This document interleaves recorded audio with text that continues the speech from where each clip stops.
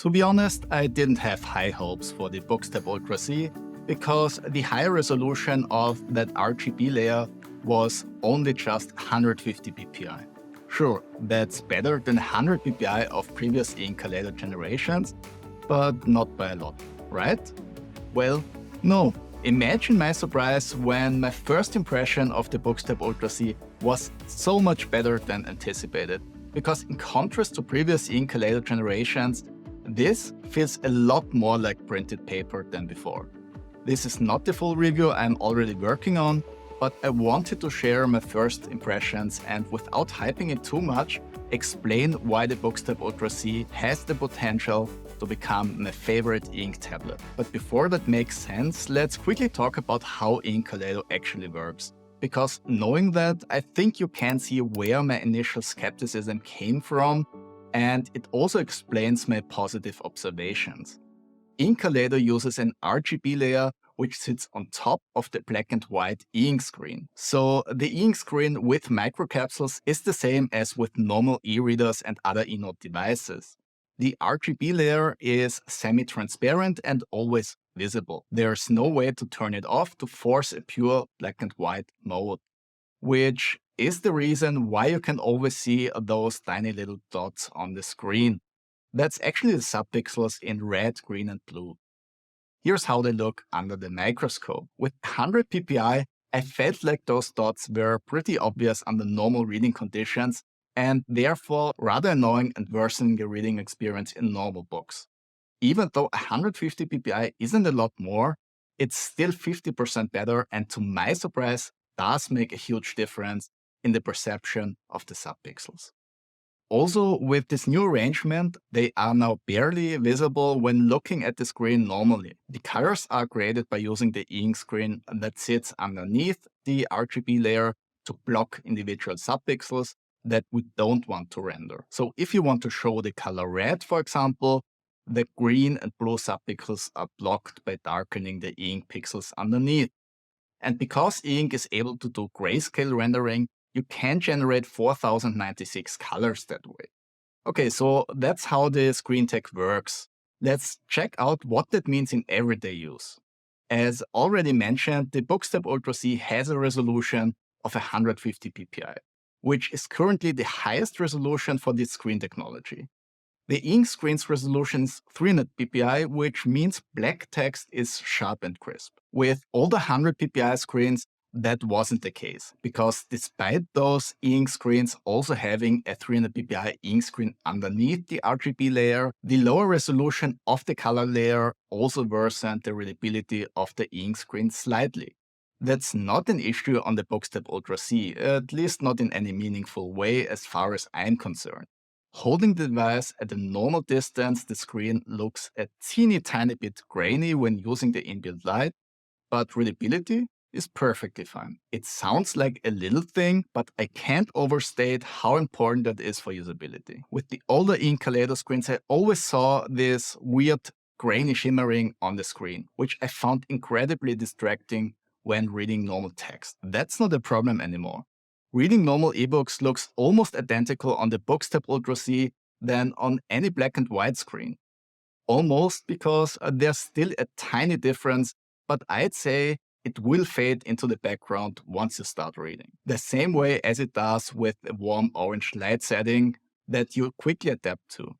Another change is the screen's contrast when not using the inbuilt light. The Boox Tab Ultra C screen is still considerably darker than the display of the regular Boox Tab Ultra. But at the same time, the contrast is noticeably better than on the older Kaleido 2 screen. Besides the readability of the screen itself, the colors also were a pleasant surprise. Just to put things into perspective, it's still E-Ink Kaleido, and the color saturation isn't on par with an iPad or any typical LCD, at least not indoors. The Boox Tab Ultra C's colors look muted, more like pastel, which Boox also calls the colors on its website. I'd say that's a pretty accurate and honest description of what I'm seeing here. But that's not a bad thing. It actually looks pretty nice and already enhances the user experience even throughout the user interface. Just a few little color accents here and there make a huge difference. And that's also true for the rest of the user experience. You don't even need to read comics to see the benefits of a screen like this. Just having one image on a page that is now shown in colors simply looks better. The quality of the color rendition also checks out. The 150 ppi resolution is obviously a limiting factor on how crisp colors can be rendered. But surprisingly, it isn't a big issue.